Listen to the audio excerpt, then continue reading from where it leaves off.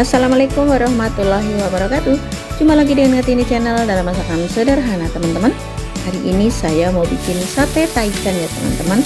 Seperti yang teman-teman ketahui, sate taichan itu selain enak, gurih, dan sampai sekarang masih banyak penggemarnya. Selain bisa dinikmati sendiri, bisa juga buat ide jualan. Langsung aja simak videonya sampai selesai ya teman-teman.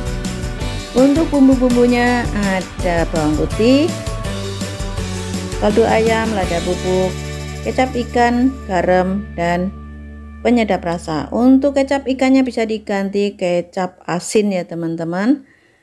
Kemudian bumbu-bumbunya saya akan haluskan, saya akan blender semuanya.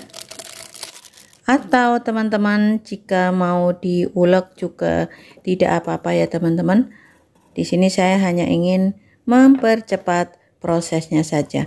Dan untuk ayamnya, daging ayamnya saya menggunakan daging paha file ya teman-teman.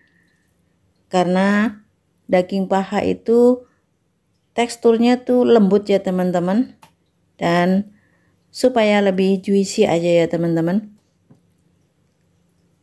Empuk, lembut, dan menurut saya mudah menyerap bumbunya ya teman-teman.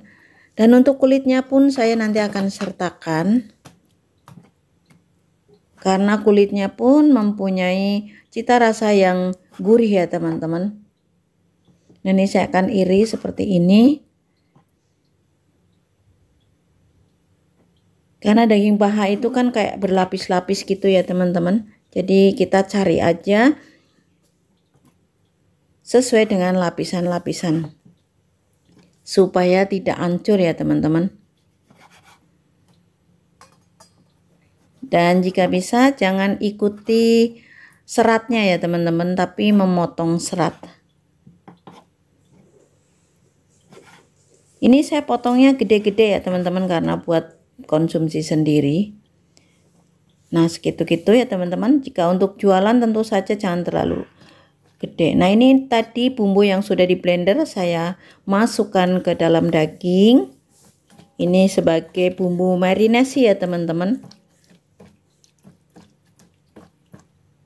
Kemudian saya akan simpan di kulkas dulu kurang lebih selama 1 jam ya teman-teman supaya bumbunya nyerep. Nah, ini untuk bumbu sambalnya ada kulit jeruk diparut, kulit jeruk nipis ya teman-teman. Kemudian ini ada gula pasir, ada penyedap rasa, kemudian ada air, saya menggunakan sekitar 200 ml. Kemudian ini ada minyak, bawang putih cukup 2 aja, kemudian ada cabai. Disesuaikan selera teman-teman ya, jika mau pedas tambahkan aja cabai. Kemudian di sini saya akan rebus untuk bumbunya. Jadi cabainya aja tadi sama bawang putih yang saya giling. Saya masukkan semuanya. Kemudian saya akan rebus sampai mendidih ya teman-teman. Jadi untuk takaran-takarannya itu baik bumbu, air, dan lain-lainnya itu disesuaikan dengan jumlah daging ayam yang teman-teman siapkan.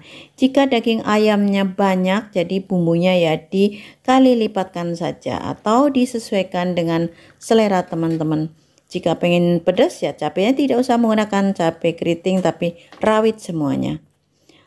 Nah, ini untuk tusuknya saya akan rendam sebentar.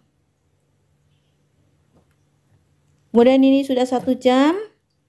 Saya tuang kembali ke dalam mangkok. Saya tambahkan 3 sendok makan margarin yang sudah saya lelehkan. Nanti tidak usah menggunakan minyak maupun margarin lagi ketika dibakar ya teman-teman. Dan ini di sini saya akan mulai menusuknya. Nah, ini ya teman-teman. Cukup besar-besar karena mau buat konsumsi sendiri, jadi jangan pelit-pelit ya teman-teman, supaya berasa juga. Kalau kecil-kecil seperti yang dijual di abang-abang di Senayan itu, makan 5 tusuk aja masih belum berasa ya teman-teman.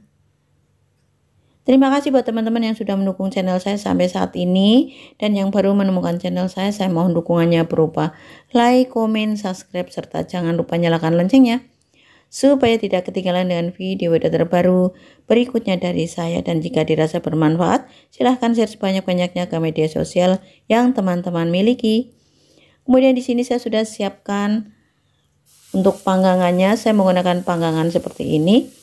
Untuk teman-teman bebas bisa menggunakan teflon, bisa menggunakan kuali, ataupun mungkin mau menggunakan panggangan sate seperti biasa itu.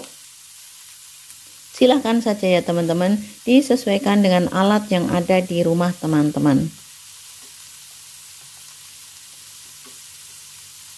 Nah, itu kulitnya cuman jadi 3 tusuk ya teman-teman. Nah, ini saya di sini sudah tidak menggunakan minyak maupun margarin karena tadi di dalam daging sudah saya bubui dengan margarin cair.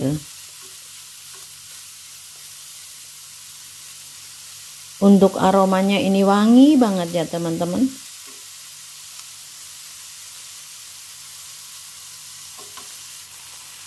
Dan masak hingga sate ini matang.